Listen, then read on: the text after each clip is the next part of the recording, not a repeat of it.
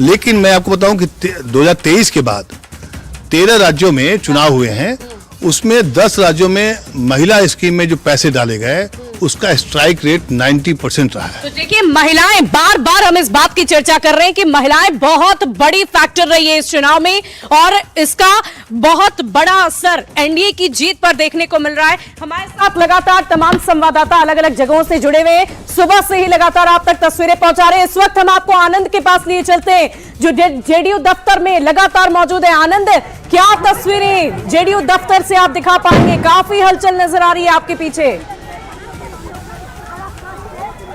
देखिए, फिर पहले हम आपको तस्वीर ही दिखा देते हैं, उसके बाद हम बात भी करेंगे। लेकिन इस वक्त जबरदस्त जश्न का माहौल है, पटाखे लगातार फूट रहे हैं और मिठाइयाँ बांटी जा रही है और ये जश्न स्वाभाविक सी बात है क्योंकि जिस तरीके से एनडीए को लैंडस्लाइड विक्ट्री मिली और इस वक्त तस्वीर देखिए बीजेपी के कार्यकर्ता जेडीयू दफ्तर में प्रवेश करते हुए और कुछ देर पहले जेडीयू के कार्यकर्ता बीजेपी दफ्तर पहुंचे थे, तो ये एक बहुत दिलचस्प तस्वीर है।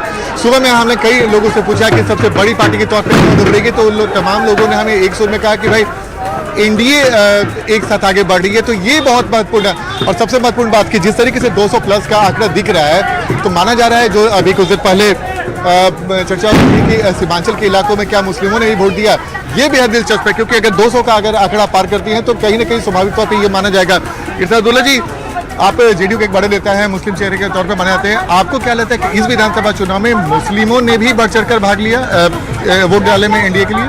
ऐसा है, पूरी जनता ने ये कहा था कि बिहार में बहार है, फिर से नीतीश कुमार है और 2025 में 225, ये नीतीश कुमार के चेहरे पे सारी जनता ने, उसमें खास तौर से हमारे मुस्लिम चेहरे ने, हमारी मुस्लिम महिलाओं ने करीब लगभग 35 से 40% वोट मतलब जी बिल्कुल आपसे बात कर रहे हैं। लेकिन हम एक तस्वीर अंदर के दिखा देते हैं, बहुत जश्न की तस्वीर है। देखिए, हम सुबह बहुत दिलचस्प से लगातार पटाखे फूटे जा रहे हैं और ये वाकई आनंद, पटाखों की आवाज बंद नहीं हो रही है, आतिशबाजी लगातार हो रही है। बिल्कुल देखिए, आप फिर से चटाई ये जब से पिछले कई घंटों से हम लगातार जैसे जैसे आंकड़ा बढ़ता जा रहा है वैसे वैसे पटाखे भी ज्यादा फूटते जा रहे हैं और काफी पटाखे मंगाए हुए हैं। हम एक बार आपको और भी तस्वीर दिखाने की कोशिश कर रहे हैं कि देखिए, कभी फवारा छूट रहा है, कभी ये पटाखे भी होलसेल में भी आए हैं, बम वगैरह सब है नहीं?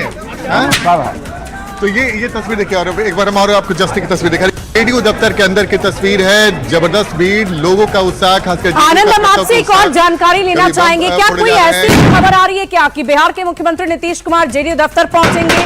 क्या ऐसी भी कोई खबर आपके पास? देखिए, अमूमन ऐसे देखा जाता है कि जब एनडीए के जब परिणाम फाइनली आ जाता है तो नीतीश कुमार भी जेडीयू दफ्तर पहुंचते हैं। अब ये देखना दिलचस्प होगा क्योंकि जब तक अंतिम आंकड़ा नहीं आ जाता है तब तक शायद थोड़ा इंतजार करना होगा।